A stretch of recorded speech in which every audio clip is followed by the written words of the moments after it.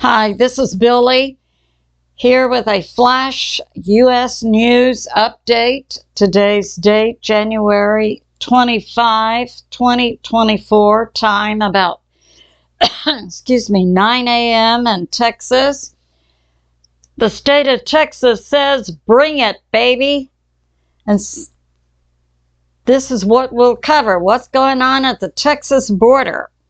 Yesterday, it was a letter from the great Governor Greg Abbott of the state of Texas was released, a letter he had written to, JB, dated January 24.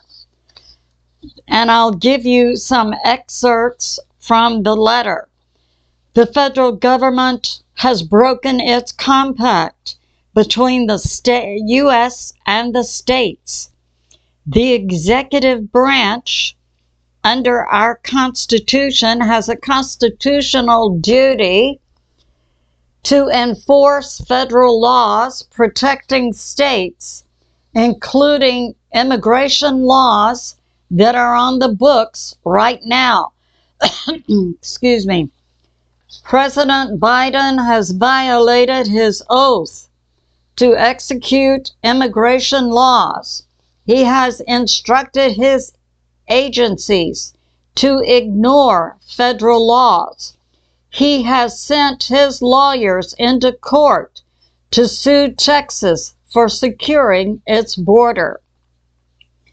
And it is in an area, designed to entice immigrants from legal entry points to an illegal crossing, which is the Shelby Park, Texas land area. Under President Biden, 6 million immigrants have illegally crossed U.S. borders during the past 3 years. Under the Constitution, a state should not be left to the mercy of a lawless president. Under Article 4, the federal government shall protect each state against invasion, and the state maintains its own sovereignty interest in protecting their borders. I, Greg Abbott, have already declared an invasion. And Article 1, Part 10, Clause 3, invoke Texas's constitutional authority to defend and protect itself. And that authority is the supreme law of the land and supersedes any federal statutes that are contrary. And the Texas, under this authority, I have authorized the Texas National Guard, the Texas Department of Public Safety, and other Texas personnel, and under the authority of state law, to secure the Texas border. Way to go, great Governor Greg Abbott, and also our great Attorney General Ken Paxton. We, the people of Texas, say, stand tall. Now let's look at what's going on.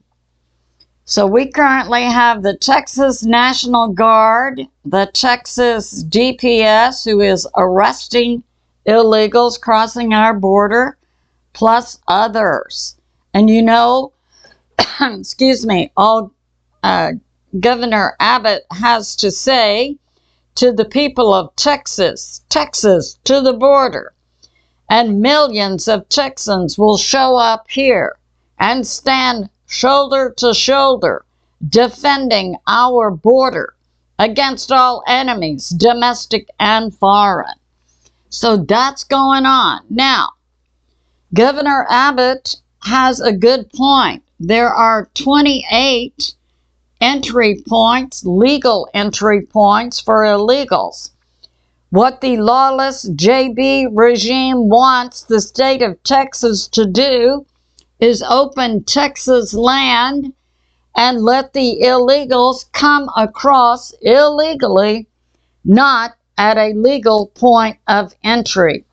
So that's going on. Now, from Newsweek, could JB federalize the Texas National Guard?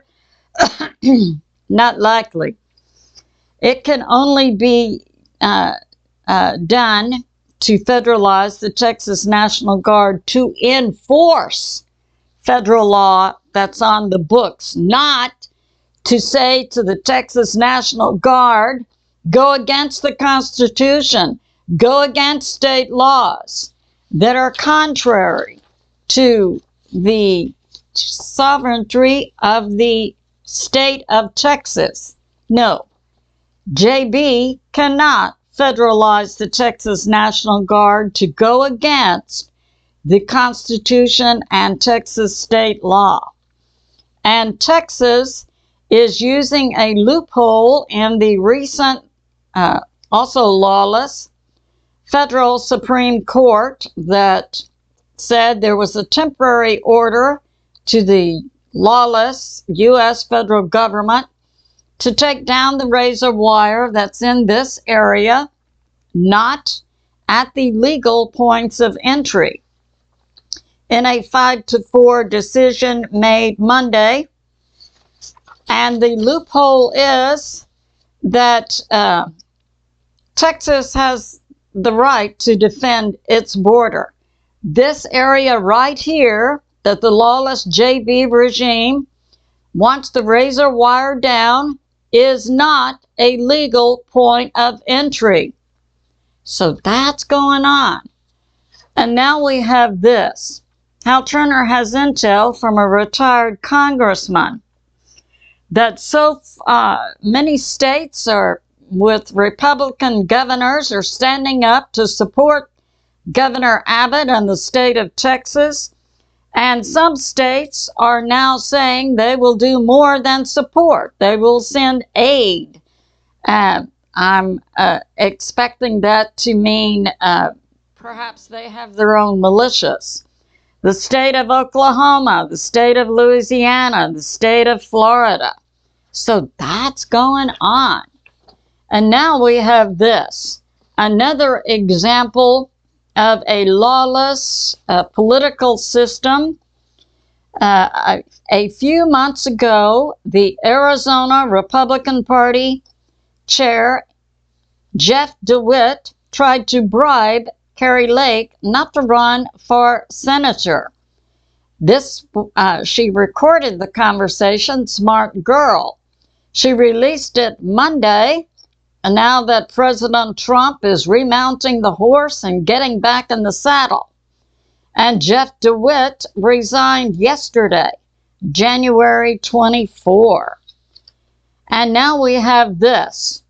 The House of Representatives under Mike Johnson, that's the Federal House of Representatives, who is third in line to be president should something happen to JB and KH. With bringing charges of impeachment, dereliction of duty, against both JB and the Homeland Security Director Mayorkas, who's responsible for immigration law. Now, the way this would work is the House would bring charges of impeachment and vote on it. If it was a go, it would be sent to the Senate, where a trial would be held. And now we have this. Coming up, we have President Trump now going forward in the selection process for the Republican nominee. And we know he carried Iowa and New Hampshire. And now coming up, we have Nevada on February 8. We have South Carolina on February 24. So far in Nevada, President Trump is up 60 points. In South Carolina, he's up 40 points.